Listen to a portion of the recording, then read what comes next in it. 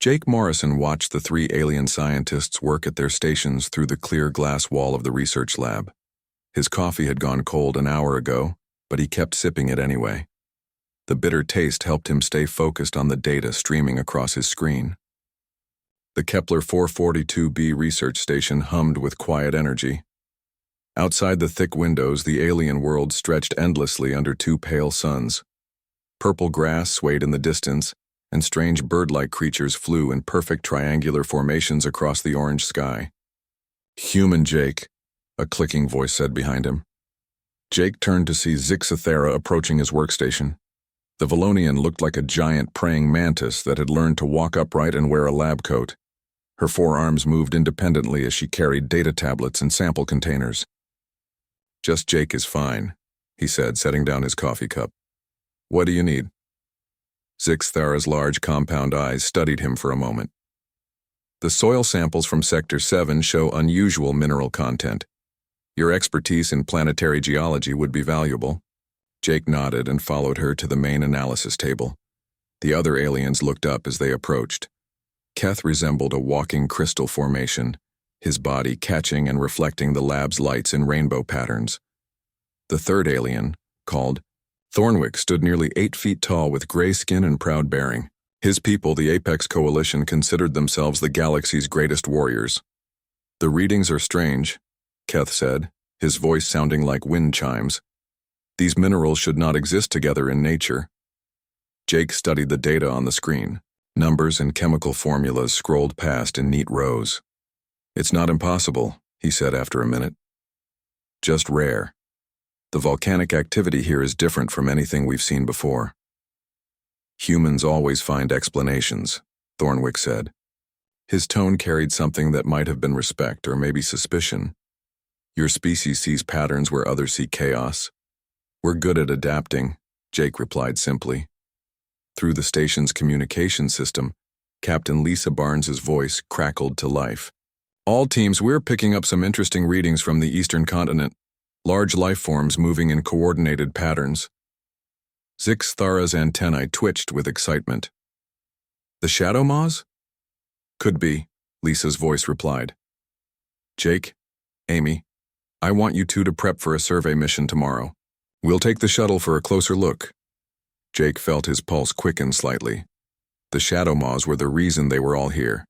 The planet's apex predators had been detected from orbit, but no one had ever seen one up close. The automated probe sent back blurry images of massive creatures that moved like ghosts through the dense forests. "Survey mission could be dangerous," Thornwick said, his voice carrying a warning tone. "My people's warriors would approach such creatures with full battle gear." "We're not warriors," Jake said. "We're scientists." "All humans are warriors," Zixathera said quietly. "Your history shows this clearly." Jake shrugged. "We fight when we have to. Most of the time we don't have to." The aliens exchanged glances. Jake had noticed this before, the way they looked at each other when humans did or said something they didn't expect. The three species had been watching humanity for decades before making first contact. They had studied human wars, human exploration, human art, and music. But living and working alongside humans was different from watching from a distance. "Your species confuses us," Keth admitted, his crystal body shifting colors as he spoke. "You create beautiful music, then invent terrible weapons. You show great kindness, then great violence, sometimes in the same day, sometimes in the same hour," Thornwick added. Jake considered this while he cleaned his coffee cup in the small sink. "We're complicated," he said finally. "But so is everyone else, right?" "Not like humans," Zixathera said. "My people follow logic. Keth's people follow harmony. Thornwick's people follow honor codes, but humans follow many things at once. Makes us unpredictable," Jake agreed. "Makes you dangerous," Thornwick said bluntly. The conversation was interrupted by Amy Rodriguez entering the lab. She carried a toolkit and had grease stains on her uniform sleeves. "Jake, I've been checking the shuttle's systems for tomorrow. Everything looks good, but I'm adding some extra emergency supplies." "What kind of supplies?" Zixathera asked. "Basic survival gear. Food, water, medical kit, emergency beacon." Amy paused, then added, and some tools that could work as weapons if needed.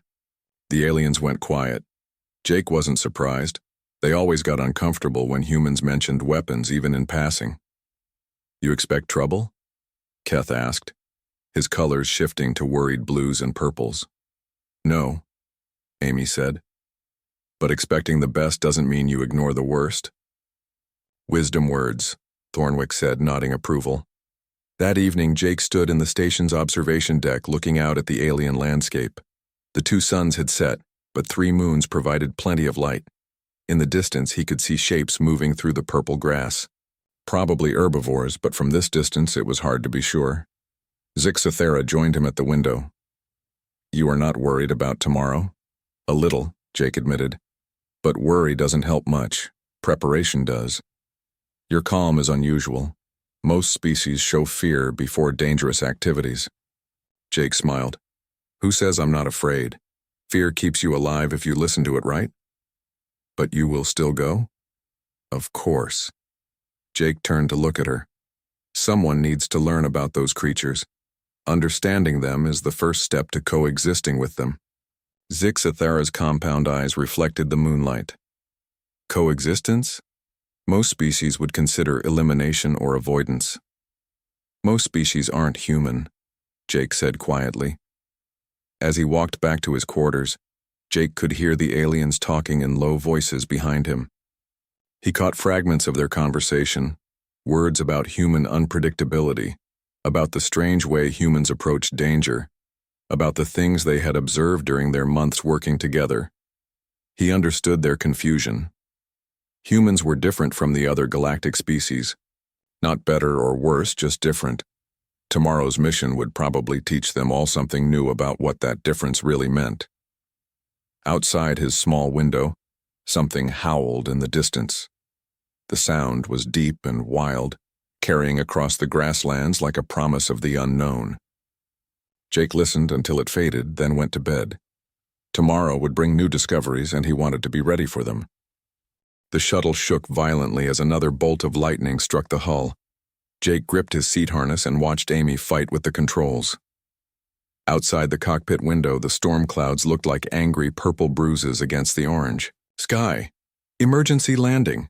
Amy shouted over the noise of failing engines. "Everyone hold on!" Captain Lisa Barnes activated the emergency beacon from her seat behind them. "All stations, this is Survey Team Alpha. We are going down in Sector 12. Repeat, emergency landing in Sector 12. Static answered her.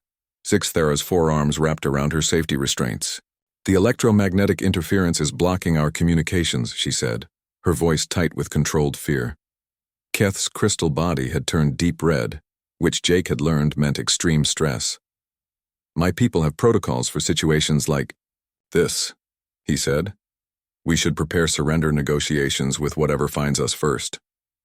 "Nobody's surrendering," Jake said calmly. "We're going to get through this." Thornwick laughed, but it wasn't a happy sound. "Spoken like a true warrior species. Even when facing certain death, you plan to fight." The shuttle hit the ground hard, bounced once, then slid sideways through the purple grass for what felt like forever. Metal screamed against rock. Finally, everything went quiet except for the hiss of escaping air and the distant rumble of thunder. Amy was the first to move.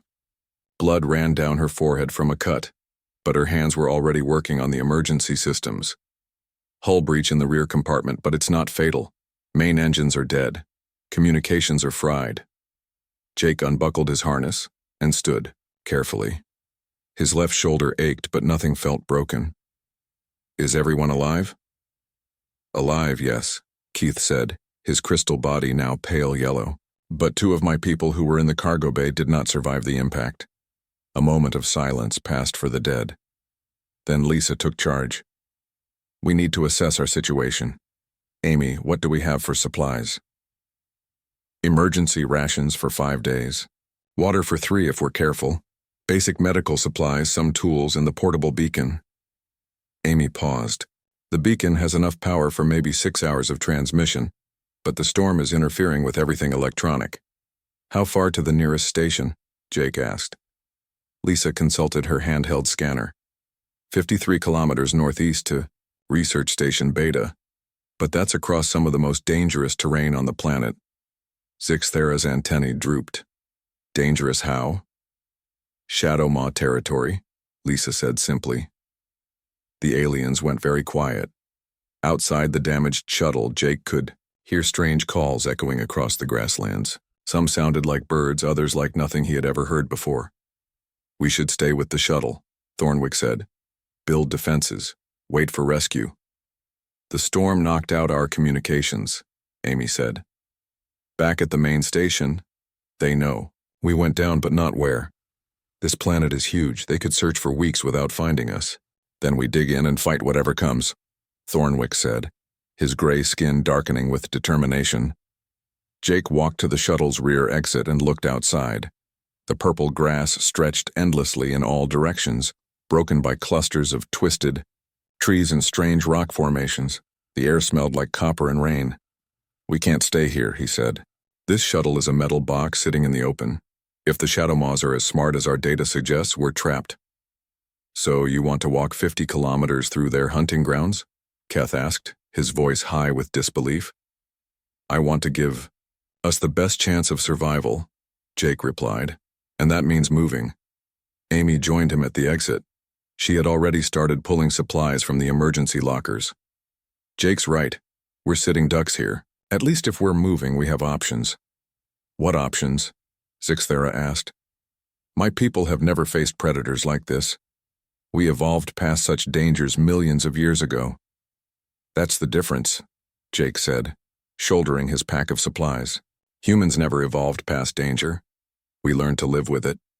Lisa checked her weapon, a standard energy pistol that all survey teams carried. The plan is simple. We move during daylight when we can see threats coming. We find shelter before dark. We stay together, stay quiet, and stay alert. And if we encounter a Shadow Maw? Thornwick asked. We deal with it, Jake said. The aliens looked at each other with those expressions Jake had seen before, the ones that said humans were either very brave or very stupid and they couldn't tell which. They left the shuttle 2 hours later. Amy had rigged a basic spear from a piece of the shuttle's frame and some debris. Jake carried a heavy wrench that could serve as a club. Lisa had her energy pistol, though its charge wouldn't last long. The aliens carried their own equipment, but Jake noticed they stayed close to the humans as they walked. Tell me about your military training, Zixthera said to Jake as they crossed a stream. Basic combat, survival skills, weapons training, nothing fancy. Jake tested each step carefully on the slippery rocks. Most of it was about staying calm, under pressure, and working as a team. All humans receive such training? Not all, but many do. We've learned that peaceful times don't last forever. As the afternoon wore on, the strange calls from the distance grew louder and more frequent. Amy pointed out tracks in the soft ground near a watering hole. The prints were huge, with claw marks that dug deep into the earth. Fresh, she said, quietly. Maybe an hour old. Thornwick examined the tracks with professional interest. On my world, our ancestors hunted creatures like this, but that was long ago, when we were still primitive. When did you stop being primitive? Jake asked. Thornwick considered this. When we decided that honor was more important than survival. Interesting choice, Jake said. They made camp that evening in a small cave Amy found in a rocky hillside. The entrance was narrow enough to defend, and there was only one way in or out. Jake and Amy took turns keeping watch while the others tried to rest. During Jake's watch, he heard them. Low howls in the distance, answered by other howls from different directions.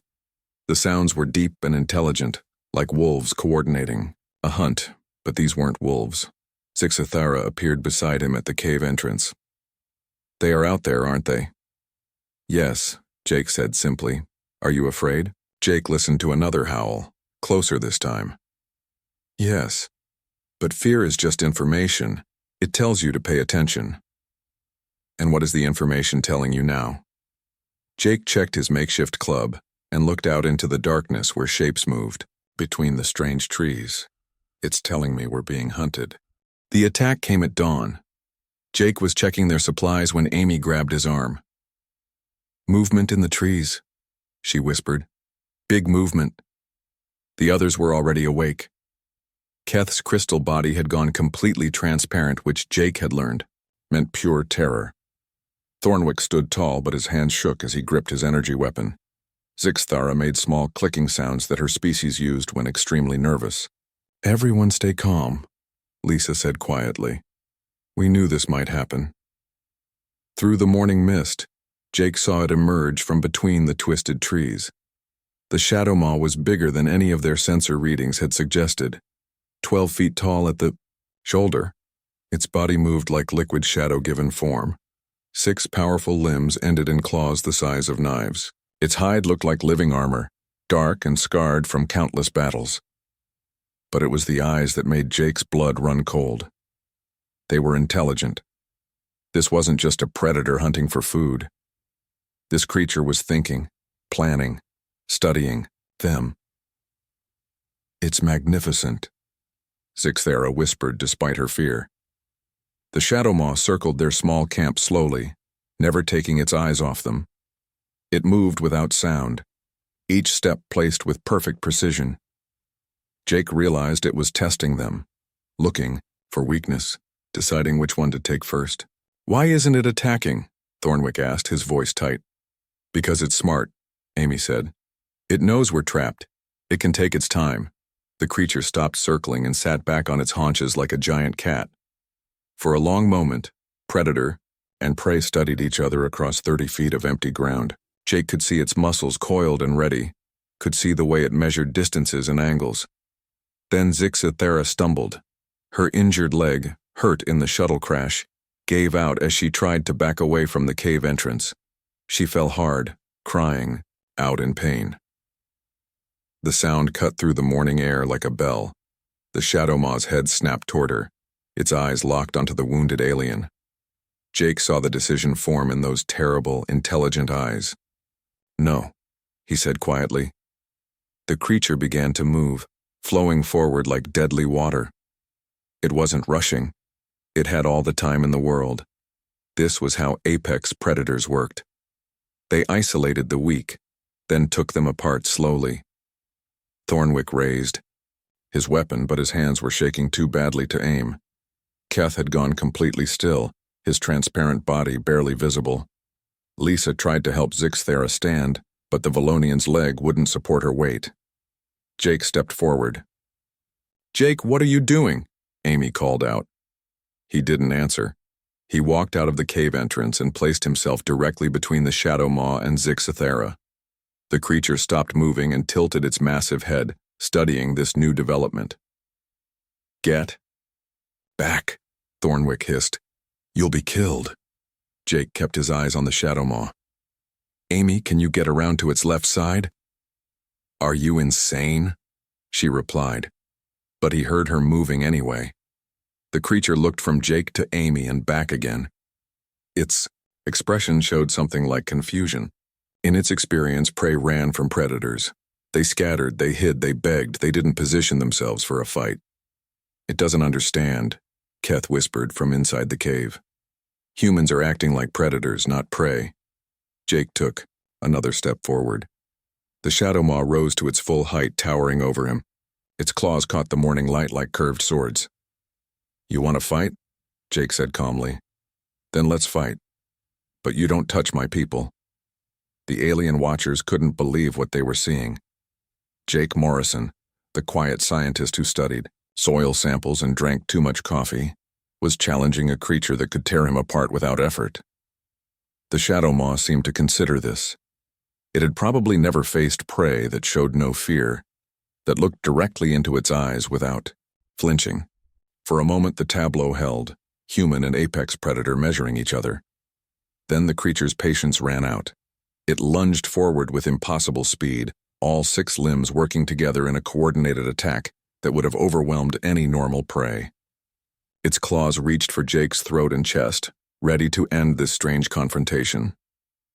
Jake moved, not away from the attack but into it. He threw himself forward and to the side, getting inside the creature's reach where its claws couldn't find him. His hands locked around the shadow maw's front limbs as they collided. The impact sent both of them rolling across the rocky ground, The Shadow Maw's roar of surprise echoed off the cave walls. It had expected easy prey, not something that would grab hold and refuse to let go. "Jake!" Amy shouted. But she was already moving, looking for an opening to help. The Shadow Maw tried to shake Jake loose, but the human held on with grim determination. He wrapped his legs around the creature's midsection and kept his grip on its front limbs, staying close where its claws couldn't reach him effectively. "This is impossible," Thornwick said, his voice filled with wonder. "He's fighting an apex predator with his bare hands." "He's not fighting it," Sixthera said, pulling herself upright against the cave wall. "He's wrestling it." The Shadow Maw rolled, trying to crush Jake beneath its weight. Jake rolled with it, using the creature's own momentum. He had done this before in training exercises with other Marines. The principle was the same whether you were fighting a human opponent or an alien predator. Use their strength against them. But this wasn't training, and the Shadow Maw was getting angry. It reared back and brought its full weight down, trying to pin Jake to the ground. For a moment, Jake disappeared beneath the creature's bulk. The aliens thought he was finished. Then the Shadow Maw screamed. Jake's voice came from beneath the creature, calm and controlled. "Amy, now would be good." Amy didn't hesitate. She drove her makeshift spear into the Shadow Maw's side, finding a gap in its armored hide. The creature spun toward this new threat, giving Jake the opening he needed. He rolled away and came to his feet, breathing hard but still in control. The Shadow Maw turned back to him, black blood flowing from Amy's wound. Its eyes had changed, from predatory confidence to something Jake recognized: uncertainty. For the first time in its life, this apex predator was fighting prey that fought back effectively. The rules of the hunt had changed, and it didn't know how to adapt. Jake wiped blood from his mouth and smiled grimly. "Round 2? The Shadow Maw hesitated. In that moment of hesitation, Jake saw everything he needed to know. This creature was dangerous, but it wasn't used to real fights. It was used to easy kills. Humans weren't easy kills. The creature gathered itself for another attack, but now its movements were different, more cautious, more desperate. It was no longer hunting prey. It was fighting for its life. The Shadow Maw came at Jake again, but this time it was different. Desperate, angry. It had never been hurt by prey before, and the wound Amy had given it was bleeding steadily. Jake didn't back down. Something had changed in him during that first exchange. The quiet scientist was still there, but something older and more dangerous had awakened underneath. His ancestors had survived ice ages and saber-toothed cats. That knowledge lived in his bones. The creature swept at him with 2 claws, trying to cut him in half. Jake dropped low and rolled between its legs, coming up behind it. Before the Shadow Maw could turn, Jake jumped onto its back and wrapped his arm around what might have been its neck. "What is he doing?" Keth whispered, his crystal body flickering between colors. "He's choking it," Sixthera said in amazement. The Shadow Maw bucked and twisted, trying to throw Jake off. Its claws raked at the air behind its head, but Jake stayed low and kept his grip tight. The creature slammed backward into the rocky cave wall, trying to crush him.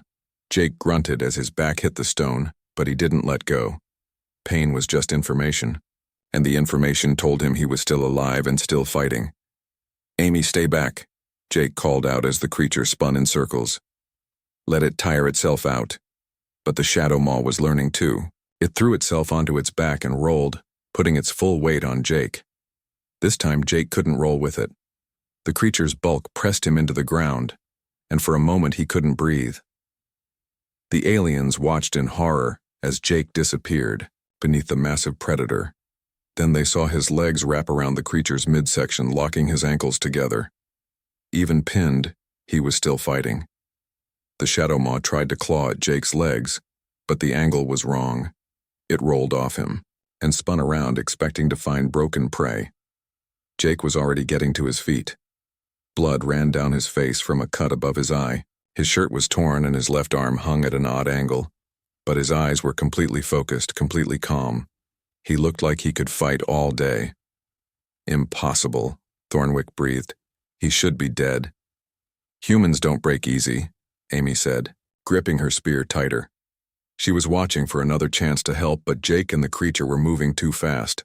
The shadow maw charged again, this time leading with its claws spread wide. Jake waited until the last second, then dropped, and swept his leg out. The creature stumbled, its own momentum working against it. As it fell, Jake was already moving. He grabbed one of its front limbs and twisted hard. The sound of something snapping echoed off the cave walls. The shadow maw screamed in pain and rage. "He's breaking its bones," Keth said in shock. "With his bare hands." Jake rolled away as the creature thrashed in pain. One of its front limbs was useless now, hanging at an unnatural angle. But that still left 5 more, and the shadow maw was far from finished. It came at him again. Slower now, but more careful. Jake could see it thinking, adapting, trying new approaches. This was what made it an apex predator, the ability to learn and change tactics. But Jake was learning too. When the creature tried to pin him against the cave wall, Jake used the wall for leverage and kicked off it, launching himself at the shadow maw's wounded side. When it tried to grab him with its good limbs, Jake stayed moving, never letting it get a solid grip. The fight became a deadly dance. The shadow maw would attack, Jake would counter and stay close where its claws were less effective. Every few exchanges, Jake would find an opening and do more damage, a pressure point that made the creature stumble, a joint twisted the wrong way, a nerve cluster that caused temporary paralysis. "How does he know where to hit it?" Zixathera asked. "Anatomy is anatomy," Lisa said quietly. "Jake studies living things. He knows how bodies work." The battle raged for what felt like hours, but was probably only minutes. Both fighters were bleeding now, both were slowing down, but only one of them refused to quit. The shadow maw made its final mistake when it reared up on its hind legs, trying to bring its full weight down on Jake. It was a powerful attack, but it left the creature's throat exposed. Jake didn't hesitate. He stepped forward and got both hands around the creature's neck just below its jaw. His fingers found the pressure points he needed, and he squeezed with everything he had left. The shadow maw's eyes went wide. It tried to claw at Jake, but he was too close, his body pressed against its chest where its limbs couldn't reach effectively. It tried to fall backward and crush him, but Jake moved with it, keeping his grip tight. For 30 seconds that felt like an eternity, the two creatures struggled in deadly silence. Jake's face was set in grim determination. The shadow maw's struggles grew weaker. Then with a final shudder, the apex predator went limp. Jake held on for another 10 seconds, making sure it wasn't faking. When he was certain the creature was unconscious, he let go and stepped back. The shadow maw collapsed to the ground with a sound like falling timber. Jake stood over it, breathing hard, covered in blood, both his own and the creature's. He checked the pulse in the creature's neck, then looked up at his companions. "It's alive," he said calmly. "Just unconscious. It'll wake up in an hour or two with a headache." The alien stared at him in complete silence. "Are you injured?" Zixthara finally asked. Jake looked down at himself. His left arm was definitely broken. He had cuts and bruises everywhere. His back felt like it was on fire from being slammed into the cave wall. "Nothing that won't heal," he said. Amy approached the unconscious shadow maw with her spear ready, just in case. "Should we kill it?" "No," Jake said. "It was just doing what predators do. It's not evil, just hungry." He walked over to where Zixathara was sitting and helped her check her injured leg. "Can you walk?" "I think so," she said. But she was still staring at him like she had never seen him before. Thornwick approached slowly, his weapon lowered. "I have never seen anything like that," he said quietly. "My people sing songs of ancient warriors who fought great beasts. But those are just stories." "Not stories," Jake said, accepting the medical kit Amy handed him. "Just history." Keth had regained some color, shifting from transparent to pale blue. "Your species fought creatures like this regularly?" "Our species fought everything regularly," Jake said as Amy started cleaning his wounds. "Bears, lions, wolves, other humans. Whatever we had to fight to survive." "And you never stopped fighting," Zixthara observed. Jake shrugged with his good shoulder. "We stopped fighting each other." Mostly, but we never forgot how. As Amy worked on his injuries, Jake looked back at the unconscious Shadow Maw. It was a magnificent creature, perfectly evolved for its role as apex predator. In a fair fight, it should have won easily. But humans didn't believe in fair fights. They believed in winning. "We should move," he said. "It'll be waking up soon, and it might be angry." The aliens gathered their supplies in silence, stealing glances at Jake as he let Amy splint his broken arm. They had thought they understood humans before this moment. They had been wrong. The rescue shuttle found them 2 days later, just as Jake had predicted. The emergency beacon Amy had repaired finally broke through the storm interference and led Captain Rodriguez and her team directly to their location. During those 2 days, the aliens had watched Jake carefully. He moved with his broken arm in a sling, checked on everyone's injuries, and helped gather food and water like nothing unusual had happened. But they all remembered what they had seen. The quiet scientist who had torn apart an apex predator with his bare hands, then calmly asked if anyone needed medical attention. There, Amy pointed to the sky as the familiar shape of a rescue shuttle appeared over the ridge. Right on time. Jake waved at the approaching craft with his good arm. "See, I told you they'd find us." Zixthera had spent the past 2 days trying to understand what she had witnessed.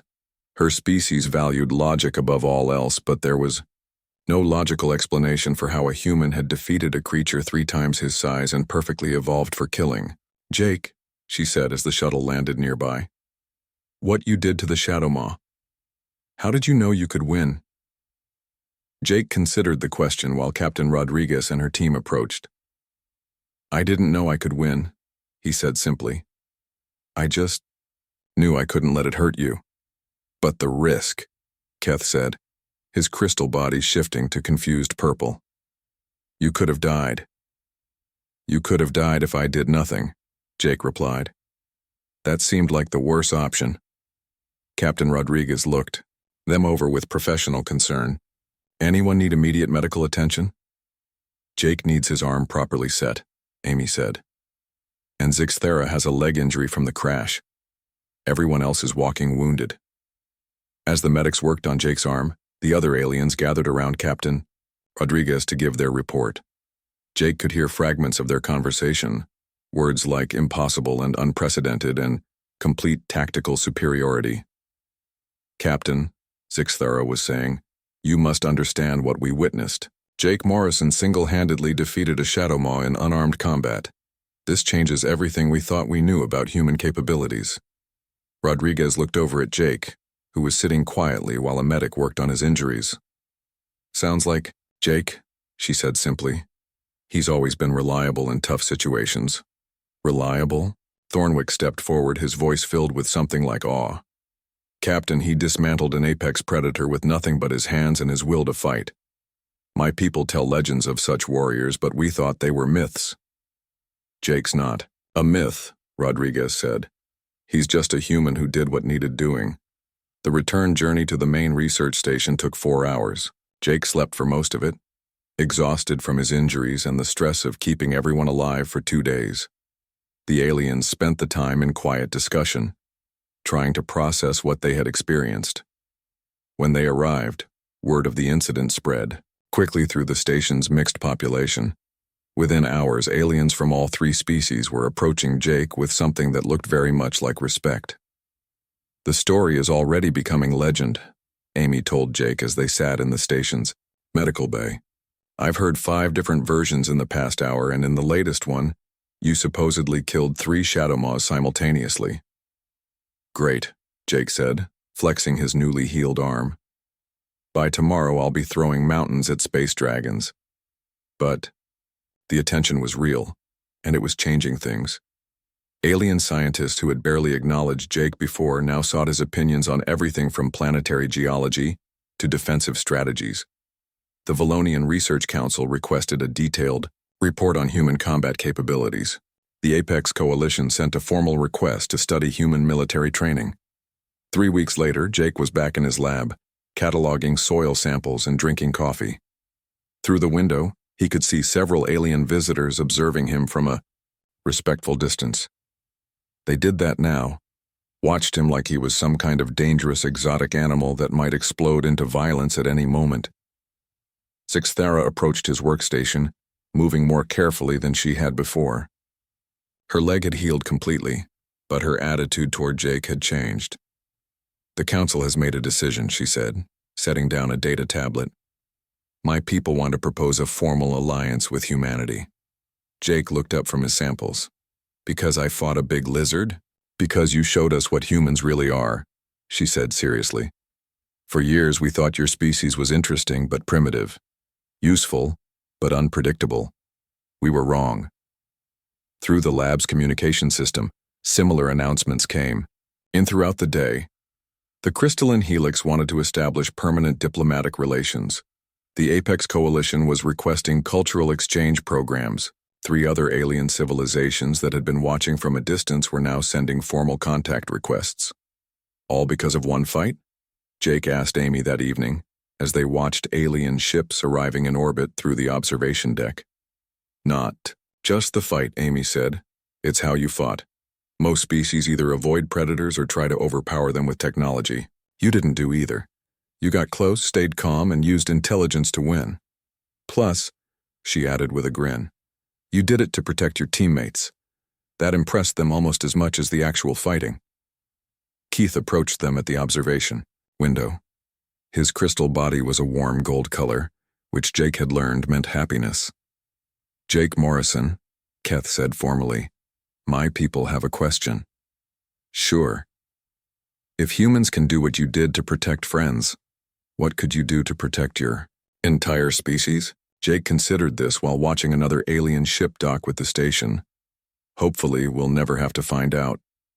"Yes," Keth said quietly. "Hopefully." The next morning, Jake received a message from Earth. The Alliance Council wanted him to return home for debriefing and to help establish new protocols for human-alien cooperation. Apparently, news of the incident had reached the highest levels of government.